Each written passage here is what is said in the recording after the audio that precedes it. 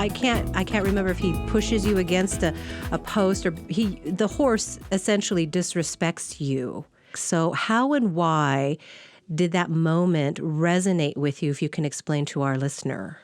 Well, it was a beautiful moment. And I would say that that moment in the book helped me understand another relationship that is also in the book is a man I had to leave and sort of come back home to the Pacific Northwest. That's part of the memoir. But that moment with Buddy was really revelatory to me because I thought Buddy was being affectionate. And of course, I was so smitten with him that, I just adored him. And though he wasn't really mean at that moment, there was a moment when he was taking up more space. He was entering my bubble without permission, just as if a human would come up to you and talk a little close to your face, and you'd feel like, ooh, could you please step back?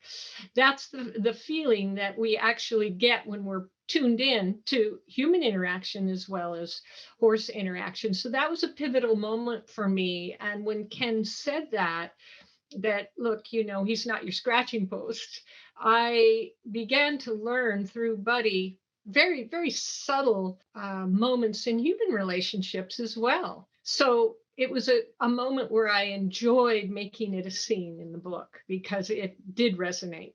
Your dad recently passed away. He had leukemia. And what I found extraordinary about this story about your dad is he chose to unplug, if that's the right way to say it. He didn't want to stay in the hospital. He basically, to me, it sounded like chose to die.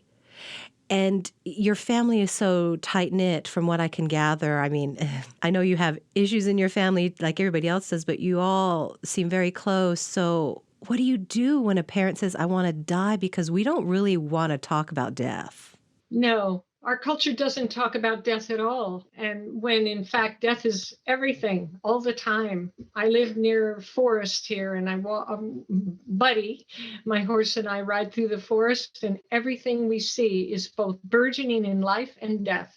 The stumps are down because the tree is dead, but it's feeding. It's like we don't in this culture have an idea that's larger than the event itself, at least culturally. I'm not saying people don't, but it's really interesting how we can't acknowledge it. It should be hidden when death is all around us all the time, and I think you ask how our family handled it. Well, we were aware of my father's volition, of his clear idea of himself and what he chose. He always had a very strong way of going about his life. He chose something and he went toward it. And this was something he did not want the quality of life to go down.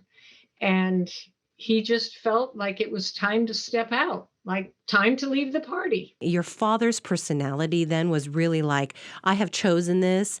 And I find that in my personal experience a little unusual because sometimes the adult children take over and they make the choice when their parent dies. And so your father sounds like he had what I would call a good death. Yes, he did. That's a good point. Yeah, he did.